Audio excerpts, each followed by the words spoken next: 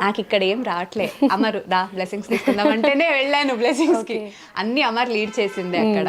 నేను అమర్ కూడా అంటే ఎప్పుడైనా ఏదైనా జరిగితే ఆ సిచ్యువేషన్ అక్కడ అరిచినా కానీ తర్వాత అది మైండ్ లో పెట్టుకోకుండా మర్చిపోతాడు. సో అక్కడ నేను వెళ్ళినప్పుడు జరిగిన ఇన్సిడెంట్స్ అయితే నన్ను అమర్ లీడ్ చేశాడు. ఓకే, అంతే. అక్కడ ఏం జరిగినా అదంతా అమర్, నేను అమర్ పక్కన ఉన్నాను, అమర్తో ఉన్నాను. అంటే ఆ ఒక మూమెంట్ ఎంజాయ్ చేశానే తప్ప నాకు ఇంకేం తెలీదు. ఇప్పటి వరకు నార్మల్ గా మాట్లాడిన తేజు అమర్ గురించి చెప్పగానే ఐస్ లో ఒక హ్యాపీ టీయర్స్ కనిపిస్తున్నాయి, ఎక్కువ బ్లష్ అవుతుంది ఫేస్, కానీ బాగా మిస్ అవుతున్నట్టున్నారు కదా. మ్యారేజ్ అయిన తర్వాత అది ఇన్ని రోజులు ఫస్ట్ టైమా ఇలా? అవును. ఓకే. సో అమర్ ఉన్నప్పుడు, అమర్ కొంచెం దూరంగా ఉన్నప్పుడు ఆ ఫీలింగ్ ఎలా ఉండింది? అంటే ఇప్పుడు షూటింగ్స్ టైంలో కూడా నేను కొన్నిసార్లు చెన్నైలో ఉన్నప్పుడు 1 వీక్ ఒక్కొక్కసారి మనం దూరంగానే ఉంటాం, కానీ ఒక ఫోన్ కాల్ అనేది అయితే ఉంటుంది డెఫినెట్గా. వీడియో కాల్స్ కానీ ఫోన్ కానీ, అంటే అప్పటికప్పుడు ఫోన్లో కానీ ఏదో మాట్లాడుకుంటూనే ఉంటాము. కానీ ఇప్పుడు ఏదైనా నేను లో ఫీల్ అయినా లేకపోతే ఏదైనా ఉన్నా చెప్పుకోవాలన్నా పర్సన్ లేదు డెఫినెట్గా. అది కొంచెం చాలా మిస్ అవుతుంటుంది. అంటే ఇప్పుడు కూడా బయటకు వచ్చిన తర్వాత ఇన్ని మాట్లాడాలి అని ఉంటుంది, కానీ నాకు తెలిసినంత వరకు అన్ని మర్చిపోతానేమో, మాటలు రావు. తర్వాత ఎప్పుడైనా ఫ్యూచర్లో ఒక్కొక్కటే గుర్తొస్తుందేమో, కానీ రావు. నేను అలాగే అనుకున్నాను, అమర్కి ఇన్ని మాట్లాడాలి, ఇన్ని చెప్పాలి, ఇన్ని అడగాలని వెళ్ళాను లోపలికి.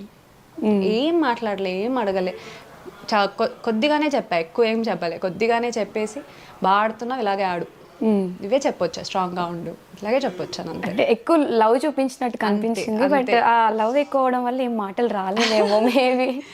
అండ్ బేసికల్గా అమర్ కూడా బయట ఏం జరుగుతుంది అంటే, బయట in the sense not in terms of Bigg Boss, phone తీసుకున్నావా, నా కార్ ఎలా ఉంది, నీ షూటింగ్ ఎలా జరుగుతుంది, నువ్వు చెన్నై ఉందా ఇంకా, ఇవే మాటలు ఇన్ రిటర్న్ అన్నమాట. సో ఒక ప్రపంచంలో నుంచి ఇంకొక ప్రపంచంలోకి వెళ్ళిన ఫీల్. అమర్కి కూడా అప్పుడు ఏమైందంటే, ఆల్ ఆఫ్ అ సడన్ నేను అన్ని రోజుల తర్వాత కలిసాను కదా, even he is very excited to share. Okay, అంటే నాకు అది చెప్పుకోవాలి, ఇది చెప్పుకోవాలని is very excited. And Amar చెప్పుకోవాలి, విను అని చెప్పి కొన్నిసార్లు అమర్ చెప్పుకోవాల్సిందని నా దగ్గర చెప్పుకుంటున్నారు. ఓకే, సో అలా జరిగిందనమాట. సో శివాజీ కెప్టెన్ అయినప్పుడు ప్రశాంత్ అండ్ యావర్ని డెప్యూటీస్గా పెట్టుకున్నాడు. మరి అమర్ శోభాని అలానే ప్రియాంకని పెట్టుకుంటే తప్పేంటి? అంటే అమర్ కెప్టెన్ అవ్వకూడదు అనే వాంటెడ్లీ శివాజీ గారు అలా చేశారనుకోవచ్చా? నాకైతే అలాగే అనిపించింది. అంటే కెప్టెన్ అవ్వకూడదని చెప్పి ఆ రీజన్ చెప్పారేమో అనే నాకు ఫీల్ అయ్యింది. ఎందుకంటే ఇప్పుడు ఒక్క మాట అమర్ ముందు, నువ్వు వాళ్ళని డెప్యూటీస్గా తీసుకుంటే నేను నీకు సపోర్ట్ చేయను రా అని ఒక్క మాట అని ఉంటే, అమర్కి అక్కడ ఎలా ఉందంటే నేను కెప్టెన్ అవ్వాలని ఉందే తప్ప వాళ్ళనే డెప్యూటీస్గా పెట్టుకోవాలని ఏం లేదు.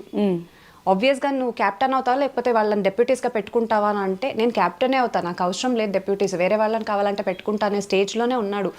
ఎందుకంటే లాస్ట్ క్యాప్టెన్ కదా, సో లాస్ట్ అవ్వాలని అంత చాలా ఆశపడి ఉంటే డెఫినెట్గా చెప్తే డెప్యూటీస్ని మార్చుకునేవాడేమో. ఆ ఒక్క రీజన్ పెట్టుకొని అవ్వనివ్వలేదేమో అని నాకు ఫీల్ అయింది. చాలా బాధపడ్డాం కూడా ఆ టైంలో. సో కెప్టెన్సీ గురించి అమర్ డే 1 నుంచి ఫీల్ అవుతూనే ఉన్నాడు, కెప్టెన్సీ రాలేదు, ఫ్యామిలీ కోసము వైఫ్ కోసం కెప్టెన్ కావాలి అని. సో అమర్ ఏడ్చింది కూడా ఆడియన్స్ ఎలా తీసుకున్నారంటే, ఇదంతా యాక్టింగ్, ఏదో సింపతి కోసం, గేమ్ చేంజ్ కోసం ఇలా చేస్తున్నాడు అని. సో అలాంటి వాళ్ళకి ఏడ్చి సింపతి గ్రాప్ చేసుకోవాలంటే స్టార్టింగ్ నుంచే చేయవచ్చు, ఎండ్లోనే చేయాలని ఏం లేదు. అంటే సరే ఈ వీక్ లేకపోతే ఏంది, నెక్స్ట్ వీక్ ట్రై చేద్దాం, ఈ వీక్ అవ్వకపోతే ఏంటి, ఇంకో వీక్ ట్రై చేద్దాం అనే ఒక దీంతోనే ప్రతి వీక్ సరే నెక్స్ట్ వీక్ మంచిగా చేద్దాం, నెక్స్ట్ వీక్ మంచిగా చేద్దాం అంటే ఆడుతూనే వచ్చాడు గేమ్ని. సో ఇంకా లాస్ట్ క్యాప్టెన్సీ అన్నప్పటికీ, లాస్ట్ బట్ సెకండ్ ఉన్నప్పుడు కూడా అంటే గేమ్ ఆడి అంతవరకు వెళ్ళి నన్ను మాత్రమే టార్గెట్ చేశారు కదా అని, అంటే అది కూడా అవ్వని వాళ్ళు చేస్తే ఓకే, మన వాళ్ళు అనుకున్న వాళ్ళే చేశారు కదా అని చాలా బాధపడ్డాడు. బయట కూడా అంతే కదా అమర్కి, మన వాళ్ళు చాలా ఇది చేస్తే చాలా ఏడ్ చేస్తాడు. అంటే ఈ సిచ్యువేషన్ ఏదైతే నేను చూసానో బయట కూడా ఆల్రెడీ ఆ సిచ్యువేషన్స్ కొన్ని జరిగినప్పుడు నేను చూసాను, అమర్ ఎక్స్ట్రీమ్ లెవెల్లో బాధపడడం నేను చూశాను. సో జనాలకి మేబీ అలా అనిపించవచ్చేమో, కానీ ఆ పాయింట్ ఆఫ్ టైం అంటే అన్ని వీక్స్ 12 వీక్స్ నుంచి ఉన్న బాధ అంతా, అంటే ఆడట్లేదు, ఎన్ని మాటలు పడ్డాడు, అవును, ఎన్ని మాటలు పడి పైకి వచ్చాడు. సో ఆ టైంలో కూడా అన్ని మాటలు పడి అంటే ఏం ఆడట్లేదురా నువ్వు అలాంటి మాటలు విన్నప్పుడు ప్రూవ్ చేసుకోవాలని ఉంటది.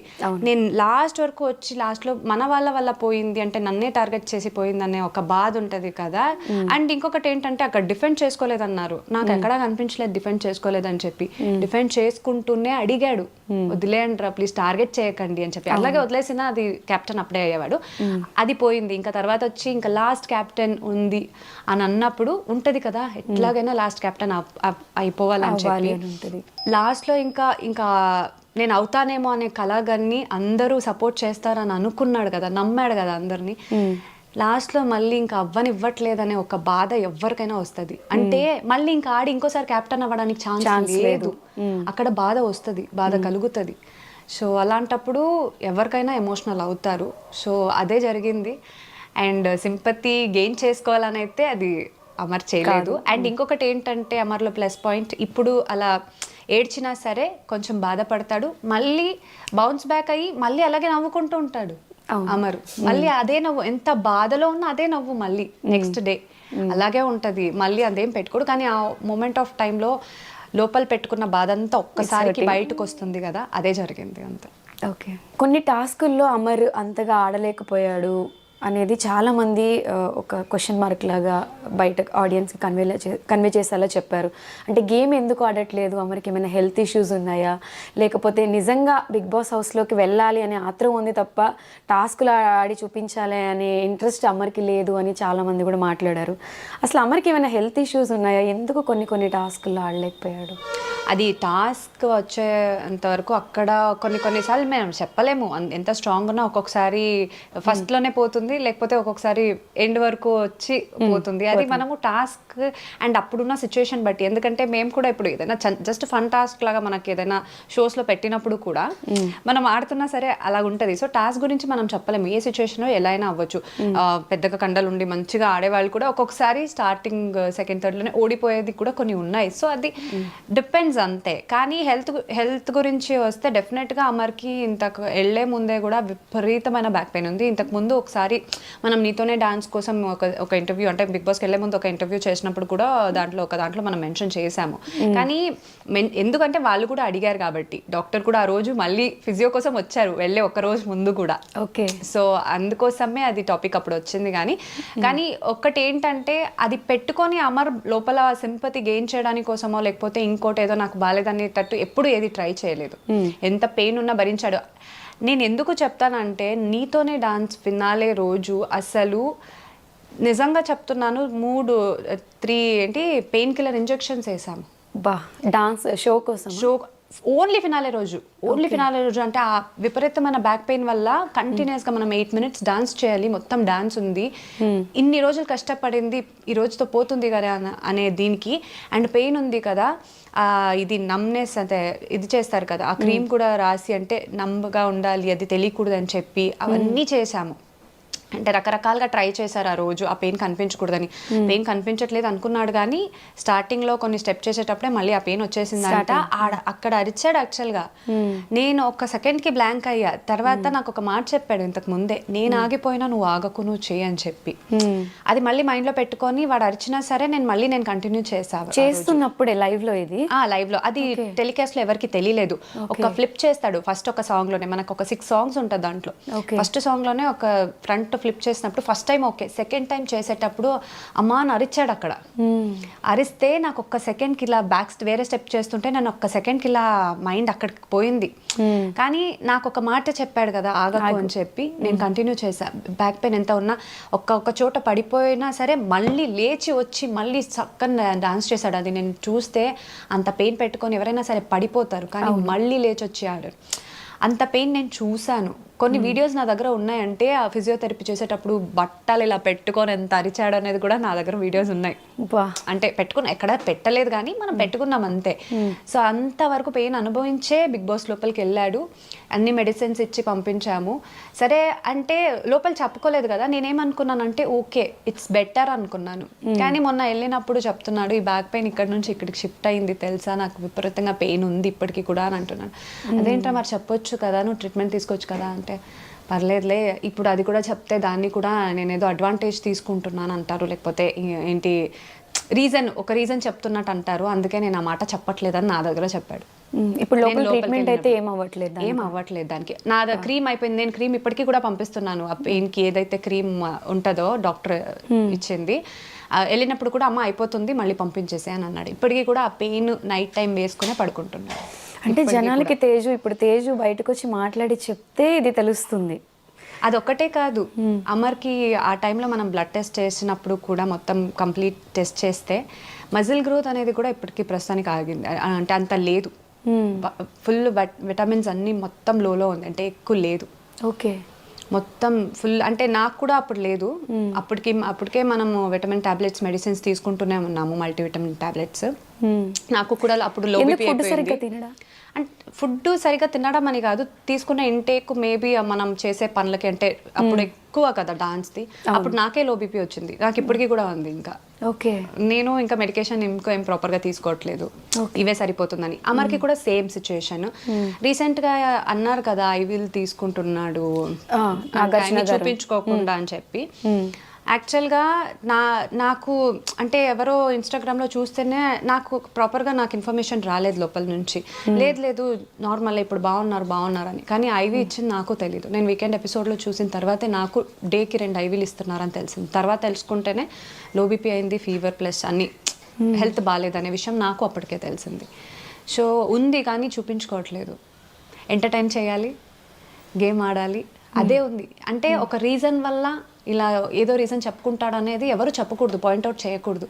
అది మైండ్లో పెట్టుకొని ఎంతున్నా ఏది చెప్పుకోకుండా ఈజ్ డూయింగ్ ఇట్ అంతే.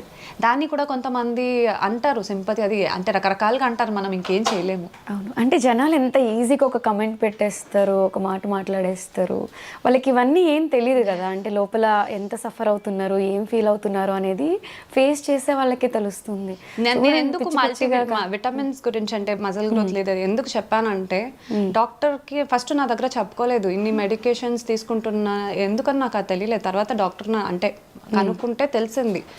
ఏం దీని గురించి ఏంటి డాక్టర్ ప్రాబ్లము అంటే, ఓకే కదా బెటర్ అవుతాడంటే మెడికేషన్ ప్రాపర్గా తీసుకోవాలి, మళ్ళీ కొంచెం విటమిన్స్ అంతా ఒక నార్మల్ దీనికి వస్తేనే ఓకే అమ్మా అని అన్నారు. సరే దీనివల్ల ఏమైనా ప్రాబ్లం ఉందా అని అంటే, అమ్మ ఏమైనా దెబ్బ పడింది అనుకో కొంచెం గట్టిగా, డైరెక్ట్ ఫ్రాక్చర్ అమ్మ అన్నారు. డైరెక్ట్ ఫ్రాక్చరే అన్నారు. కానీ ఇంత రిస్క్ స్టెప్ తీసుకున్నా అది అని అంటే నాకు అప్పుడు భయం వేసింది. అంటే మళ్ళీ అది డైరెక్ట్ ఫ్రాక్చర్ అవుతుంది అంటే మజల్ అంత స్ట్రాంగ్ లేదని చెప్పారు కదా. నాకు అందుకే బిగ్ బాస్కి వెళ్ళే ముందు నాకు భయం వేసింది, అంటే టాస్క్లో కానీ ఏదైనా. సో నేను ఏం పంపించానంటే, నువ్వు ఎక్కువ టాస్క్ అని చెప్పి అని ఆడేయకు, ఎందుకంటే హెల్త్ ఇంపార్టెంట్, ఏదైనా అయిపోతే తర్వాత ఎవరు అడుగుతారు వచ్చి, వద్దు అని చెప్పి నేను పంపించా. ఓకే, అంటే హెల్త్ ఇంపార్టెంట్, గేమ్ కాదు అనే నాకు కన్సర్న్ అది ఉంటుంది కదా. కానీ లోపలికి వెళ్ళిన తర్వాత టాస్క్ వల్ల గేమ్ వల్ల ఇంత మాటలు పడుతుంటే ఏందబ్బా అనుకున్నా. కానీ అది కూడా లెక్కించకుండా, అది కూడా చెప్పకుండా తర్వాత ఇంప్రూవ్ అవుతూ వెళ్ళిపోయాడు. అరే ఓకే జాగ్రత్తగా ఉంటే చాలానే ఉంది అంతే ఇంకా. ఓకే, సో అమర్ జెన్యూన్గా ఫిల్టర్స్ లేకుండా ఎలా అయితే ఓపెన్గా గేమ్లో బిగ్ బాస్ హౌస్లో ఉన్నాడో, తేజుతో కూడా అలానే ఉంటాడా? చెప్పుకుంటారు, అన్ని చెప్పుకుంటుంటారు. కొన్ని చెప్పుకోడు, తర్వాత తెలుస్తుంది. ఎందుకు చెప్పలేదంటే నీకు చెప్పి బాధపడడం ఇష్టం లేదు అలా అన్నమాట. మంచిగా ఉన్నాం కదా చాలు అని అంటుంటారు అనమాట. సో అమర్తో లవ్, పెళ్ళి, ఇన్ని డేస్ జర్నీ గురించి అందరికీ తెలుసు. పెళ్ళైన తర్వాత ఇన్ని డేస్లో అమర్ ఇచ్చిన ది బెస్ట్ మూమెంట్స్ ఏవి అంటే తేజు ఏం చెప్తుంది? అంటే బెస్ట్ మూమెంట్ అని నేను ఒక పర్టికులర్గా చెప్పలేను. అమ్మరు నేను మంచిగా ఉన్న డేస్ అంతా ఐ చెరిష్ దోస్ మూమెంట్స్ అంతే అన్నీ. ఓకే, కొంచెం అమర్ విషయంలో కొంచెం టఫ్గా ఫీల్ అయిన సిచ్యువేషన్స్, కొంచెం బాధపడినవి అంటే బిగ్ బాస్కి అమర్ వెళ్ళిన తర్వాత ఏం చెప్తారా? ఉంటాయి, అంతకు ముందు కూడా కొన్ని అప్స్ అండ్ డౌన్స్ అనేది ఉంటాయి. కానీ ఆ ప్రాసెస్ ఏంటంటే ఒకరినొకరు అర్థం చేసుకోవడం అంతే. అమర్కి తేజు అంటే ప్రాణం. సో బట్ తేజు అమర్ని ఒక కిడ్డీ లాగా ప్యాంపర్ చేస్తూ, చిన్న పిల్లోళ్ళలాగా ఎక్కువ కేర్ చేస్తుంది అనేది అందరూ చెప్తూ ఉంటారు. సో అమర్ ఎక్కువ ప్యాంపర్ చేస్తాడా, తేజు ఎక్కువ? నేనే.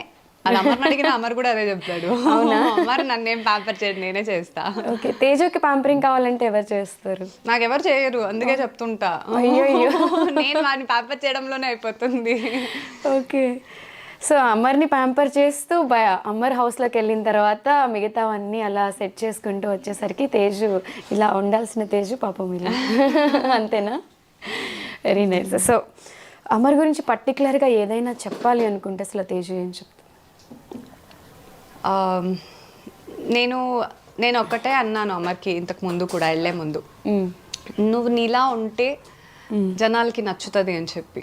సో అమర్లానే ఉన్నాడు కదా. సో స్టార్టింగ్ కొంచెం అర్థం కాకపోయినా అమర్లాగే చాలా మంది జనాలకి నచ్చారు. సో అలాగే ఉండాలి. అండ్ బయటికి వచ్చిన తర్వాత కొన్ని చెప్తారు, అంటే ఎక్కువ నమ్మడం కూడా, ఎక్కువ అతి మంచితనం కూడా సెల్ఫ్ లైఫ్కి కొంచెం ఒక్కొక్కసారి ప్రాబ్లం అవుతుంది. సో అదొక్కటే. నేను అందుకే చాలా వరకు కేర్ తీసుకుంటూ ఉంటా ఆ విషయంలో. కొన్నిసార్లు గట్టిగా అయినా చెప్తా, ఆ విషయంలో నాకు అమర్కి గొడవ వచ్చినా మళ్ళీ సెట్ అయిపోతుంది, అది పర్లేదు, కానీ నేను గట్టిగా చెప్తా, ఎందుకంటే మళ్ళీ అది రిపీట్ అవ్వకూడదని చెప్పి. సో బయట వాళ్ళకి అమర్ ఎలా ఉన్నా అనవసరం, కానీ నాకు అమర్ ఎలా అదే కదా కావాలి, ఇంపార్టెంట్ కాబట్టి. అండ్ ఇకపై అయినా బిగ్ బాస్ నుంచి బయటకు వచ్చిన తర్వాత అయినా ఇది ఒక పెద్ద లెసన్లా తీసుకోవాలి అమర్, లైఫ్ లెసన్లా తీసుకొని అతి మంచితనం కాకుండా, మంచితనం ఉండాలి డెఫినెట్గా, అది చెప్పినా సరే మారదు అమర్కి, అలాగే ఉంటాడు. ఇప్పటికీ నేను చెప్తున్నాను కదా, నేను ఇంత అనుకుంటున్నాను లైఫ్ లెసన్ అర్థం చేసుకోవాలి అండ్ వచ్చిన తర్వాత ఇన్ని చూపించి నువ్వు మారు అని చెప్పినా మారడు. డెఫినెట్గా ఆ మంచితనం అనేది పోదు, అది ఇన్బిల్ట్గా వచ్చేసింది కాబట్టి.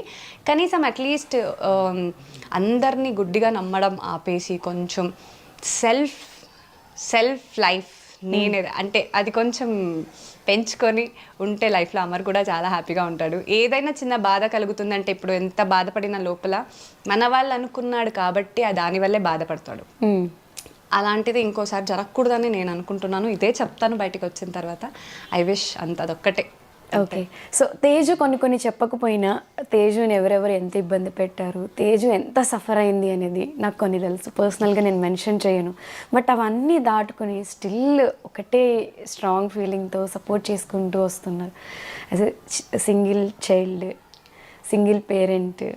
అంటే ఫీమేల్స్ అంటే అందరికీ ఉంటుంది, వీళ్ళు ఏంట్రా గ్లామర్ ఫీల్డ్లో ఉన్నారు, హ్యాపీగా ఉంటారు, ఎంజాయ్ చేస్తున్నారు, ఫోటోలు దిగుతున్నారు, వీడియోస్ పెట్టుకుంటున్నారు అనేది ఆడియన్స్కి కనిపిస్తుంది తప్ప ఇన్సైడ్ మనం ఏం ఫీల్ అవుతున్నాం, మనల్ని ఎంతోమంది సఫర్ చేస్తారు, ఇబ్బంది పెడతారు, అవన్నీ చెప్పుకోలేము. సో అలా తేజు ఇవన్నీ దాటుకుని రావడానికి ఎంత ధైర్యం ఎలా వస్తుంది, ఎక్కడి నుంచి వస్తుంది? మేబీ నేను ఇంత స్ట్రాంగ్గా ఉండడానికి రీజన్ మా మమ్మీ ఉండొచ్చు. మా మమ్మీ కూడా అలాగే ఇండిపెండెంట్ ఉమెన్గానే ఉన్నారు, అంత స్ట్రాంగ్గా ఉన్నారు. సో నన్ను పెంచడం కూడా అలాగే ఒక ఇండిపెండెంట్ ఉమెన్గానే నన్ను పెంచారు. సో ఎప్పటికైనా నేను ఇండిపెండెంట్ ఉమెన్గా ఉంటాను and I feel proud for that also. So అందుకే అలా ఉన్నప్పుడు అంత ధైర్యంగా పెంచారు కదా, ఏ సిచ్యువేషన్ అయినా హ్యాండిల్ చేసేది మేబీ మా మమ్మీ నుంచి నేను నేర్చుకున్నాను అనుకుంటాను. కానీ నాకు ఇంత పేషెన్స్ ఉంది అని కూడా మా మమ్మీకి ఇప్పుడే తెలుస్తుంది. ఈ మధ్యకాలంలోనే ఏంది ఇంత పేషెన్స్ పాపం నా కూతురికి అని చెప్పి మా మమ్మీకే షాక్ అయ్యారు. నాకు కూడా తెలీదు ఇంత పేషెన్స్ అండ్ ఇంత స్ట్రాంగ్గా నేను ఇవన్నీ హ్యాండిల్ చేసుకుంటూ వస్తానని చెప్పి. కానీ ఎంత స్ట్రాంగ్గా హ్యాండిల్ చేసినా ఏదున్నా నేను ఒక మనిషినే కాబట్టి ఒక్కొక్క టైంలో డెఫినెట్గా నేను లో ఫీల్ అవుతాను, బస్ట్ అవుట్ అవుతాను, అవన్నీ జరిగినాయి డెఫినెట్గా. సో అలాంటప్పుడు కూడా ఓకే, ఆ మూమెంట్లో మళ్ళీ తర్వాత స్ట్రాంగ్గా రావడం చాలా విషయంలో జరిగింది. అండ్ ఒకటే నా వరకు అట్లా వచ్చిందని చెప్పి ఇంకొకరిని ఇది చేయడం అనేది నా దాంట్లో ఉండదు. సో కర్మ అనేది ఉంటుంది డెఫినెట్గా, పైన వాడి మీద వదిలేస్తా అంతే.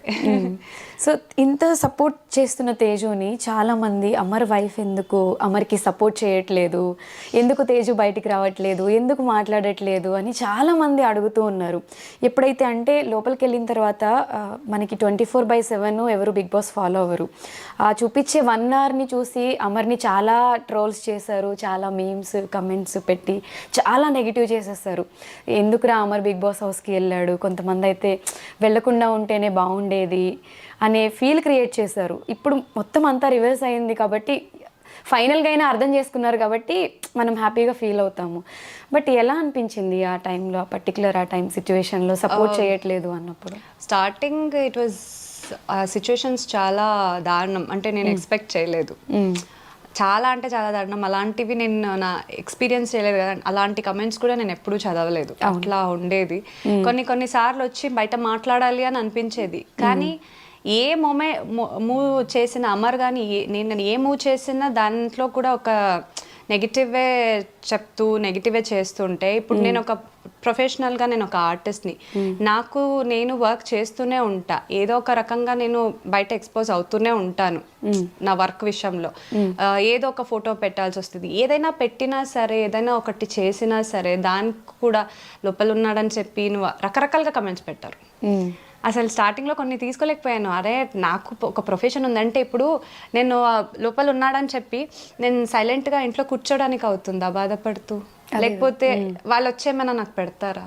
నా వర్క్ నేను చేయాలి కదా. అవును, నా మీటర్ నేను పోయింది. కానీ ఆ టైంలో చాలా వరకు లో ఫీల్ అయ్యా డెఫినెట్గా. ఏంది అంటే బయటికి రావడానికి కూడా చాలా వరకు కష్టమైంది నాకు కూడా.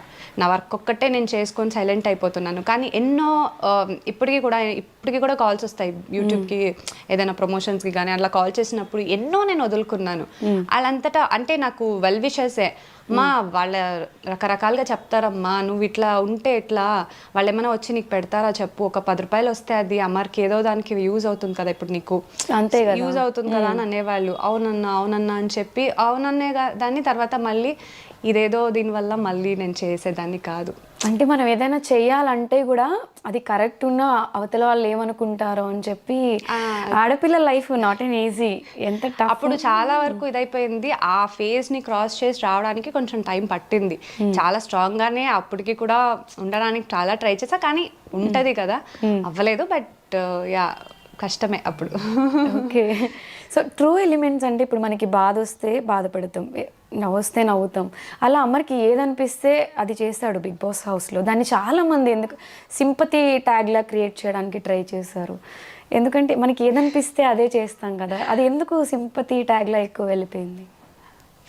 అంటే ఇప్పుడు జనాలు చూస్తుంటారు కదా, జెన్యూన్గా అనిపిస్తుందా లేదా అని వాళ్ళకే ఫీల్ అవుతుంది. అమర్ నిజంగా ఫీల్ అయినప్పుడు ఎంతమంది ఆల్రెడీ తిట్టుకునే వాళ్ళు కూడా నిజంగా వాళ్ళకి ఫీల్ అయ్యి ఎంతోమంది, మేము ఏడవడం కాదు, బయట జనాలే ఏడ్చారు.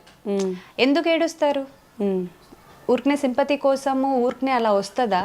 రాదు కదా. అమర్కి అయితే సీరియల్ వాళ్ళే కదా, వీళ్ళకి యాక్టింగ్ ఈజీ కదా, అమర్కైతే అస్సలు రాదు. అది ఏడుపు అనేది నువ్వు ఏడమంటే ఏడవడు, అది రావాలి లోపల నుంచి. ఆ బాధ అనేది జెన్యున్ గా వస్తుంది. ఎందుకంటే పర్టికులర్ గా అమర్ని దగ్గరగా చూస్తాను కాబట్టి. అవతల టీమ్స్ వాళ్ళు ఏమైనా కొంచెం అంటే ఇప్పుడు ఏం లేదు, బేసికల్ గా అమర్కి ఒక గ్రాఫ్ అనేది పెరుగుతుంది కదా, ఎక్కడ విన్ అయిపోతాడో అనేది కూడా కొంతమంది ఉంటది కదా, వేరే వాళ్ళ కంటెస్టెంట్స్ వాళ్ళ సైడ్ వాళ్ళు. మేబీ అలా ఏదో ఇలా తగ్గదామనే ఒక ప్రయత్నం అంతే. ఆ ప్రయత్నంలో కొంతమంది దాన్ని సింపతి అని అంటున్నారు అనొచ్చు అంతే. ఎందుకు పర్టికులర్ గా ఇది ఎందుకు క్వశ్చన్ అడిగాను అంటే, చాలా మంది అమర్ వీడియోస్ కానివ్వండి, కొన్ని తెలుసో తెలియకో చేసినవి రీల్స్ పెట్టడం కానివ్వండి, ఏంటి మీ ఫ్రెండ్ ఇలా చేస్తున్నాడు, ఇది ఎక్స్పెక్ట్ చేయలేదు అంటే, అరే మీరు ఏం చూసారు అంటే ఒక మనిషిని ఇంత ఈజీగా కూడా జడ్జ్ చేస్తారా అనేది నాకే అనిపించింది. యాజ్ ఏ వైఫ్గా అవన్నీ తీసుకోవడం అది తేజుకి ఎంత కష్టమో, తేజు చెప్పకపోయినా కూడా ఐ కెన్ అండర్స్టాండ్. సో లాగడానికి కొంతమంది ఉంటారు అలా అని చెప్పి అందరూ అలా ఏమనుకోరు. నేను అదొక్కటి దాని మీద నమ్ముతున్నాను. జెన్యున్గా చూసే ఆడియన్స్కి తెలుస్తుంది ఏంటనేది. అందరినీ అంటే ఓవర్ ట్రస్ట్ చేయడము, అమర్కున్న అతి మంచితనం ఏంటంటే ఎవరైతే చెప్పినా నమ్మేయడము, జనాలను ఎక్కువ ఆదరించడము, ఇలాంటివి ఎక్కువ బయట చేస్తూ ఉంటాడు. ఇప్పుడు హౌస్లో కూడా ఆల్మోస్ట్ అదే అయ్యింది, ఎక్కువ నమ్మడం. ఇది కొంచెం అమర్ గేమ్కి ఎఫెక్ట్ అయిందనే ఫీల్ ఉంటుందా మీకు ఎప్పుడైనా? ఉంటుంది డెఫినెట్గా. కొన్నిసార్లు అలా నమ్మడం వల్లే ఎన్నో ప్రాబ్లమ్స్ అయినాయని నాకు ఫీల్ అనిపించింది. కానీ అది చెప్పిన అమర్కి అది అర్థం కాదు. అంటే అమర్ నేచరే అంత.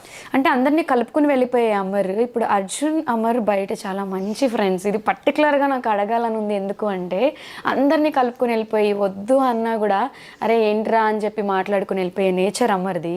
బయట అంత క్లోజ్గా ఉండి హౌస్లోకి వెళ్ళిన తర్వాత కొన్ని విషయాల్లో మరీ తీసి పడేయడం అనేది అంత కరెక్ట్గా అనిపించలేదు. అండ్ అర్జున్ స్పెషల్గా తేజుకి కూడా బయట ఫ్రెండే కదా, అది చూసినప్పుడు ఎలా అనిపించింది అసలు? నేను ఎక్స్పెక్ట్ చేయలేదు ఇది యాక్చువల్గా. అంటే వెళ్ళే ముందు ఓకే నేను మాట్లాడాను, వెళ్ళే ముందు కూడా అర్జున్తో నేను మాట్లాడాను. కానీ నేను ఒకటే అన్నా గేమ్ పరంగా ఓకేరా చూసుకోండి అని చెప్పి నేను అర్జున్తో కూడా మాట్లాడడం జరిగింది. గేమ్ పరంగా ఏది అక్కడ ఏ స్టెప్ తీసుకున్నా పర్లేదు, కానీ లోపలికి వెళ్ళాక ఊరికే అన్న అది అక్కడి వరకు వచ్చేసరికి నాకు కూడా ఏంది అంటే ఒక గేమ్ కోసం ఇలా మాట్లాడా అంటే అర్జున్ సెన్స్ ఏంటి అనేది కూడా నాకు అర్థం కావట్లేదు. ఇప్పటికీ కూడా నాకు ఎందుకు అనే ఒక క్వశ్చన్ మార్కే ఉంది. నువ్వు గేమ్ వైజ్ సెల్ఫిష్గా ఆలోచించుకో పర్లేదు, but why this kind of అంటే అది ఒకటి వస్తుంది కదా మీ ఇద్దరి మధ్య ఉన్న రిలేషన్షిప్ కానీ లేకపోతే నీ క్యారెక్టర్ ఇదే అనే చాలా మంది అని అంటున్నారు. సో ఎందుకు అంటే గేమ్ కోసం నువ్వు ఆ మాట అన్నావా లేకపోతే నిజంగా నీకు ఆ ఒపీనియన్ ఉందా నాకు ఇప్పటికీ అర్థం కావట్లేదు. మేబీ బయటకు వచ్చాకే ఒక క్వశ్చన్ చేయాలేమో నేను అర్జున్ని, కానీ ఎక్స్పెక్ట్ చేయలేదు. బట్ గేమ్ కోసం నువ్వు సెల్ఫిష్గా ఆలోచించి ఏదైనా చేసుంటే ఓకే అని లైట్ తీసుకునేదాన్ని, బట్ అంతలా అనేసరికి నాకు బాధ పాపం. అంటే ఎందుకనంటే అమర్ సైడ్ నుంచి నేను ఆలోచిస్తే నాకు బాధ కలిగింది, బికాజ్ అంతలా వెళ్తాడు అన్న అని చెప్పి, అండ్ లోపల ఏం లేదు అర్జున్ మీద అమర్కి. అవును, అలాంటప్పుడు నువ్వు అవతల సైడ్ నుంచి ఆ మాటలు వచ్చేసరికి నాకు ఎందుకు అని అనిపించింది.